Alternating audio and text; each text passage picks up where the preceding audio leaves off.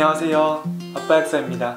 우리가 기다리던 아이를 가져도 이 아이가 배 안에서 잘 자라서 또 잘 태어나서 잘 우리가 키울 수 있을지 이런 것들을 많이 걱정하실 텐데요. 그래서 저희 부부도 임신 준비를 하면서 미리 임신과 출산, 육아에 관한 책을 알아보고 그 중에서 몇 가지를 구입해 봤는데요. 인터넷에서 알아보고 또 서점에서 직접 가서 찾아본 결과 저희 부부에게는 임신, 출산, 육아 대백과 삐뽀삐뽀 119 소아과, 아기 발달 백과 이렇게 세 가지 책이 제일 도움이 될 만하다 생각해서 구입을 하게 되었습니다. 그런데 같은 육아책이라면 우리가 3권이나 구입할 필요가 없었겠죠. 각 책마다 장점이 있고 또 책마다 나타내려는 내용이 조금씩 다르게 자신만의 분야가 있기 때문에 이번 영상에서는 이 책들의 장점과 또 주요 내용에 대해서 리뷰를 해보려고 합니다.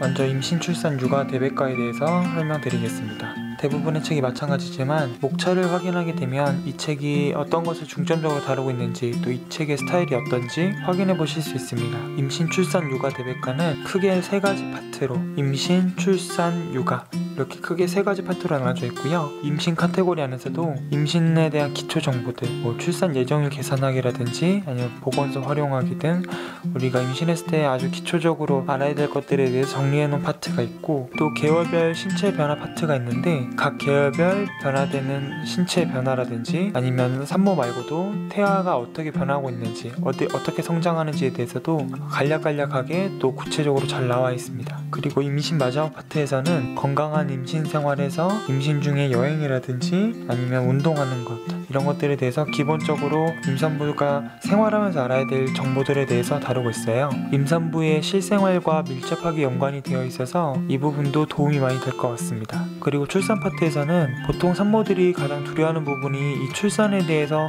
잘 모를 때 두려움을 많이 느끼기 때문에 출산 파트에서 여러가지 출산할 때 준비해야 될 것들이나 출산 과정에 대한 것, 제왕절개 아니면 자연분만 이런 것들에 대해서 자세히 다루고 있고 산후조리에 대해서도 어떻게 산후조리 하는 것이 좋은지 이런 가이드가 적절하게 나와 있습니다. 마지막으로 육아 파트에서는 우리가 신생아를 다룰 때 굉장히 조심스럽기 때문에 이 아이의 밥 먹는 것부터 옷 입히는 것 그리고 재우는 것 이런 것들에 대해서 아주 간단하고 요긴한 것들이 잘 실려져 있습니다. 또 모유수유에 대해서 모유수유의 좋은 점과 모유수유를 하는 방법 이런 것들에 대해서도 자세하게 한 파트로 다루고 있으니까 이 부분도 참고해 주실 수 있고요. 육아의 마지막 파트에서는 신생아부터 아이가 24개월까지 자라나는 과정과 어떤 것들을 체크해 줘야 되는지에 대해서 간략하면서도 핵심 포인트만 집어서 잘 나타내 주었고요. 그 외에도 아이가 자라면서 필요한 육아용품이라든지 아니면 아이가 가르쳐야 될 문제들 배변 훈련이라든지 이런 것들에 대해서 다루고 있기 때문에 그 부분을 참고하시면 우리 엄마들이 첫 아이를 가졌을 때 아이를 키우면서 궁금한 점에 대해서는 해결을 해줄 수 있는 부분인 것 같아요. 그래서 이 임신, 출산, 육아 대백과 책은 말 그대로 백과사전처럼 우리가 필요한 부분들을 간략간략하게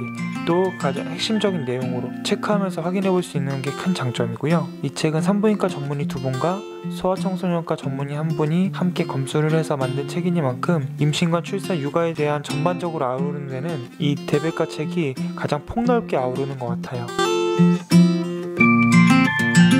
두 번째는 삐뽀삐뽀 119 소아과 책인데요. 이 책은 제가 소아과 약사로 일하면서도 공부할 때 많은 도움이 되었던 책입니다. 그만큼 아이의 질병이라든지 아니면 아이에게 쓰는 약에 대해서 소아청소년과 전문 원장님께서 자세하게 다루고 있기 때문에 아이의 질병이나 발달에 대해서 엄마들이 아주 구체적으로 확인할 수 있는 책이고요. 무려 1000페이지에 달하는 책입니다. 정말 사전 같은 책인데 처음 거의 100페이지 정도는 아이의 24개월까지의 예방접종 스케줄이라든지 아이가 그 계열수에 잘 걸리는 질병이라든지 발달 과정에 대해서 시간 순서대로 요약해서 정리했고요. 그 뒤부터는 흥미로운 것이 기역, 니은, 디귿, 리을 순으로 아이의 장기나 건강 이상에 대해서 가나다라 순서로 배열이 되어 있기 때문에 엄마가 아이의 질병이나 아니면 상태에 대해서 어떤 궁금한 것이 있을 때 가나다 순서로 찾아볼 수 있기 때문에 아주 쉽고 빠르게 찾을 수가 있습니다. 예를 들면 감기는 기역에 있고 두드러기는 디귿에 그리고 아토피는 이응에 이런 식으로 분포가 되어 있기 때문에 사전 찾아보듯이 아이의 질병의 정의나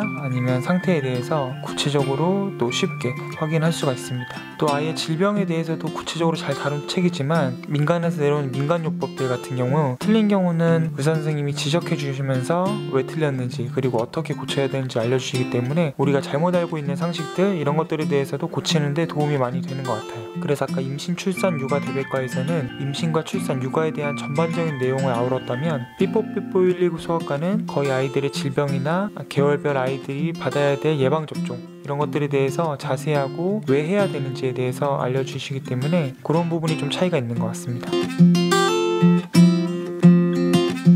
세 번째는 아기 발달 백과인데요. 이 책은 제목 그대로 아기의 발달하는 과정에 대해서만 정말 백과사전처럼 자세하게 다룬 책입니다. 앞에 두 권의 책에서 다뤘던 내용들은 아이의 질병이라든지 아니면 개월별 발달에 대한 간단하고 또 핵심적인 내용들에 대해서 다루고 또 아이들의 생활에 관련된 부분 옷 입기나 변 훈련 이런 것들에 대해서 간략하게 나타내 주었다면 아기 발달 백과는 아이 개월수별로 발달하는 과정을 아주 자세하고 또 체계적으로 그려내고 있고 아이가 왜 이런 행동을 하는지 또 왜 이렇게 발달을 해야 하는 건지에 대해서 심도 있게 설명을 해주기 때문에 엄마가 납득하기가 쉽고 또 납득하기가 쉬우니까 그것들을 아이에게 적용할 때 어떤 부분에 더 중점을 둬야 되는지 이런 것들을 엄마가 확신을 가질 수 있게 설명해주는 책인 것 같습니다. 그래서 아이의 육체의 발달뿐만 아니라 감정의 발달 그리고 어떤 놀이를 해야 되는지 이런 것들에 대해서도 폭넓게 다루고 있기 때문에 이제 아이를 낳고 나서 아이를 5세까지 기를 동안은 아기 발달 백과가 아이와 함께 하면서 아이를 지켜보는 데에는 큰 영향을 주는 책일 것 같습니다.